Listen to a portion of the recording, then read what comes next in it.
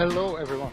We're talking about social innovation. We're talking about cultural change, cultural evolution, cultural transformation. Social economy, it's also called nowadays. So why now? Well, in '64, Mr. Bob Dylan, for those people who are old enough to know the guy, and the younger people can Google this, so that's not a problem, wrote the song "The Times Are Changing." And in the 60s, of course, there was times of change, as has been in our history. In the last 100 years, there have been some periods that there was a change of era. As we are living in it now, again, every, let's say, shift of generations, we have this, because people have created different mindsets for themselves. You probably have heard this, VUCA, the world is becoming more and more VUCA, and actually I added the word polarized because constantly, and even our world leaders are constantly polarizing more and more our world. And this is, which one would be the HR director in about 10, 15, 20 years' time? No? Of course. This will give HR or HR people the possibility to evolve and change their role inside organizations, to focus more on the human side of human resources. Yet, in about 90% of our organizations, and the previous speaker talked about this, right? Only 10% actually do something with it. We're still trying to solve things in this way. And of course, it's a bit humoristic. That's the whole idea, no? But in fact, it's the truth as well. Might be confrontational, but still. We've put the man in the machine. Human resources, human capital. What kind of words are those anyway? Why not reverse it? Why not make the system or the machine to, use that towards the human instead of the other way around? Because I sort of kind of shiver of the word HR. Not because of the role, but just the idea of human resources, if you think about it. Actually, Mr. Chaplin made a movie even in the 30s, right? Modern Times. Younger people can also, again, Google this, no? Luckily for the technology, no? Now, Gallup is a world survey company that every 2-3 years does a state of the workplace. Only 13% of the employees are truly engaged worldwide. And of course, it's an average, right? In Western Europe, averagely, it's only 10%. So what do you do with those 90 other people? What about the potential that these people have? If you could plug into that, how would your company not benefit from this, right? Think about this. And that's what I'm here for, to sort of plant some seeds and hopefully some inspiration. This also has led to the sign of the time problems that we are all encountering in a lot of organizations, right? Bullying, loss of high potentials, high turnover, and engagement or disengagement, bore and burnout, sick leave, and not getting the right people on board, because especially the millennials and the Generation Z, which is coming on the work market, they have different views. They live in their own little club somehow, no? So maybe it's time that HR also thinks about this and changes their role with this as leverage towards the management group that might have decision power. No? Can we really do things differently? I would say yes, no? You've heard from other speakers yesterday and today that it can be done and can be done successfully. So the 3 paradigm breakthroughs are self-management, wholeness, and evolutionary purpose. For me, it starts with this wholeness and the evolutionary purpose. And self-management is actually the consequence of both the other mindsets, so to speak. Tier paradigm is about this. It's about human core values, about trust as the basis, as respect, equivalence. We're not equal, but we're equivalent. What I have to say, and what my truth is no of less or more value than what other people have to say. if we respect that and we can accept that, even in a polarized world, because that's actually what polarization does. Oh, you're wrong, I'm right. Says who? You know, Graham talked about this before. Integrity, benevolence, those kind of things we have inside. We don't even need to discover them. We need to perhaps rediscover them because they've been blocked by our ratio mostly and by our systems that we use. Now, self-management, is this a hyper-reality? And what are the outcomes if you invest in this? I would say it's both. It's self-managed. It's a hype. It's become a hype. A lot of people or a lot of organizations want to sort of pick this up. Now, some of them actually lose themselves in the methodology that they use, like holacracy and sociocracy and all the other things that are available and which help, of course, towards that. But those methodologies and design programs can never become the goal. And when they do, it becomes a self-fulfilling prophecy of, see, it doesn't work. Let's go back to the command and control idea. So what's the success rate of these self-managing companies or teams or people? 40% increase in employee performance overall. I think that's a big number, no? 37% less absenteeism and turnover. 41% fewer product defects. 48% fewer safety. 20% higher productivity. And something that a CEO and a board of investors or directors will probably like to hear is 20% higher profitability. There's more and more examples. There's a growing number of examples out there all over the world, actually. We have a few in Belgium. We have a growing number in Holland, States, the UK, Sweden, wherever, France. No matter what local culture is there, or no matter what sector you are in, this works because you're working with people. We think of organizations as entities on their own. And on a legal base, they are. Yet they can't exist in reality without the people. So, of course, my idea is put the human first instead of the resource, right? This is Mr. Ricardo Semler. His company, Semco, Brazilian production, let's say, manufacturing company, was started in the 50s by his father, and he sort of inherited it or took it over in the 80s. He had totally different ideas and wanted to diversify because they were on the verge of bankruptcy at a certain moment in time with the low economy in the shipping market because that's where they worked for. So he wanted to diversify, and when he became CEO of the company, he kicked out 60% of his managers because they didn't want to diversify with him. So along the road of about 35, 40 years, he made his company one of the leading examples of what Teal is about, of how participation and actually decision-making by employees work as a different way of thinking, different way of being. And what happened was 2 years ago, the Sanko Institute was set up in Holland. We have the Belgium-Luxembourg branch.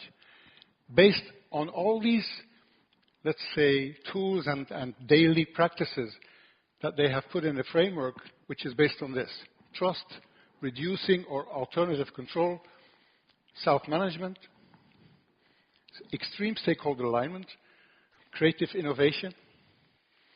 And of course, I'm not going to go too deep into that because otherwise I would be talking about selling something, and I don't want to do that. Who knows the company Zappos? Tony Z. You know, again, Tony chose holacracy as a design program and bumped into the limitations because about 40% of his people left at a certain moment. They felt it was too rigid for them. So what we say is, you don't have to adopt our program or other programs. What you do is you sort of sense and respond what can be used inside your own organization. Make your own style. That's actually what we say. Who knows buurtzorg? The story of Jos de Blok is actually quite amazing. He started in 2007 with 6 people. Well, actually 4, and then 2 came on the board straight away. Now it's a company, or that's actually a bunch of companies in the care sector, in the healthcare sector, that now have about 14,000 people. All in small teams of 12 people, self-managed. There's no hierarchy. There's some people who support the whole thing. One of them, wonderful examples, of course. Even in Belgium, we have a ministry who is actually organized like this, Ministry of Social Security. And of course, it starts with charismatic leaders like Mr. Frank van Massenhoven. That's why the leader on top is actually, if he has the right mindset, this instigates a lot. But even HR people can contribute to that, especially in the future, where the role of the HR people will actually change or evolve. I was happy to do this in the police in Leuven. It started quite weird. I was actually doing presentations on SEMCO and on TEAL outside the police force. And my new chief in Leuven, that I didn't know, actually interviewed me and said, why don't I find anything on your LinkedIn page on your police career? I said, well, to me, that's not really that important. So I could tell you how many departments I've led, but who cares? I mean, so he was quite intrigued, and we started chatting, and my whole interview was actually about this, and the question if we could actually do this inside the police force. I said, you can do this anywhere, in any sector, in any organization, because it's about working together and having the right mindset. You can use as much tools as you want, but without the right mindset, without the willingness to do this, to get this, and to believe in this, I think it will fail in the end, you know. So we started actually with me, and actually it all starts with you, with self-awareness that we can actually do things differently, that you look in the mirror every day or a few times a week and ask yourself, am I the best version of myself? Towards myself, towards other people, towards my organization, towards my role, towards my work? And what do I need to become that if I'm not?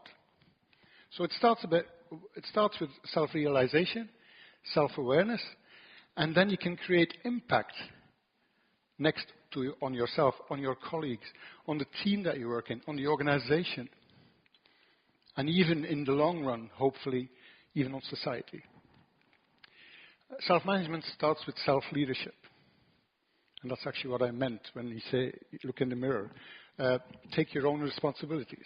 Let's say I look for stakeholders or like-minded people within my own team, and I found 70% of them, which is an amazing number. It took some time. It took me about 9 months incubation, planting little seeds, talking a lot to people on what I was doing outside the organization. They were quite interested. So I sort of got the support of 70% of my people who wanted to be part of this. 20% was like, well, okay, neutral. Let's say if it happens, it's okay. If it doesn't happen, it's okay too. And about 10% wasn't up for this because they wanted to be guided and told what to do, which is okay too. It's an and story. It's okay.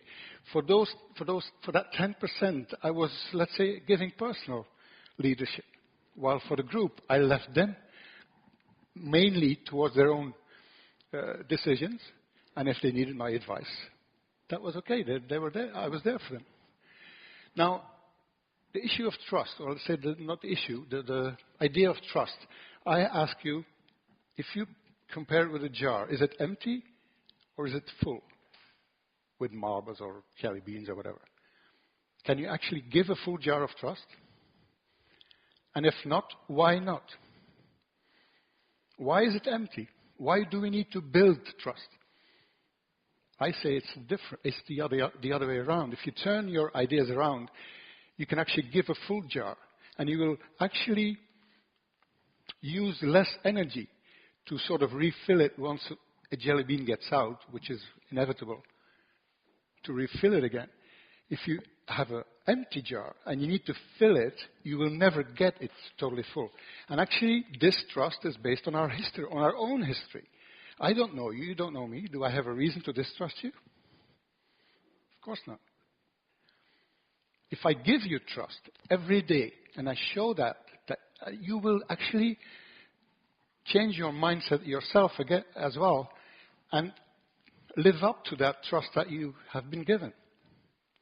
Simon Sinek, anybody knows Simon Sinek? Start with why? Okay.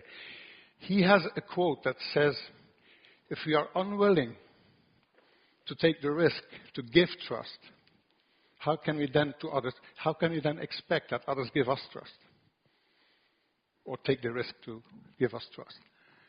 So start with a full jar of trust. It's easier. And people will live up to it. And of course, there will always be a few people that might not live up to it, but you can actually talk to them about this. What does it take to build trust, or let's say give trust? Vulnerability every day. Show it.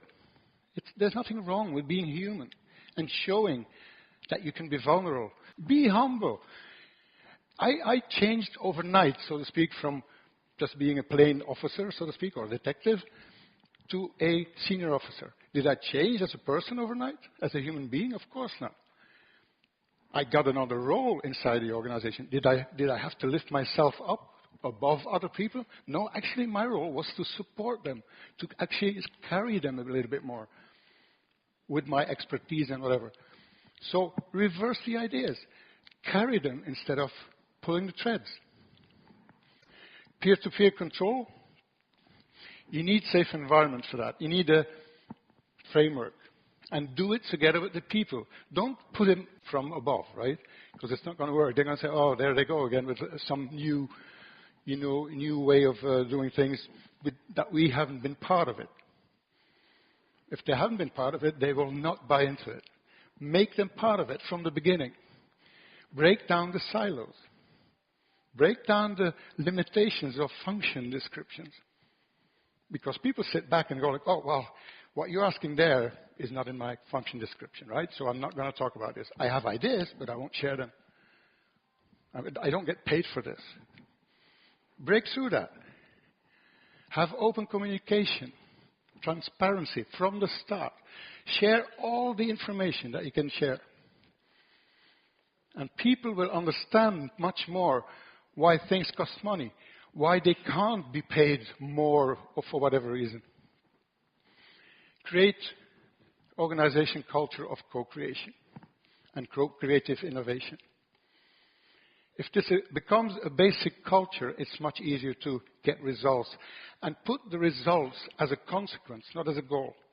You know, profit, don't put it as the main goal of a company. Put it as okay, we're going to invest in our people. Don't call them human capital. We're going to invest in our people, and as a result, they will contribute to our profit. So the future of HR for me is this: support of resourceful humans.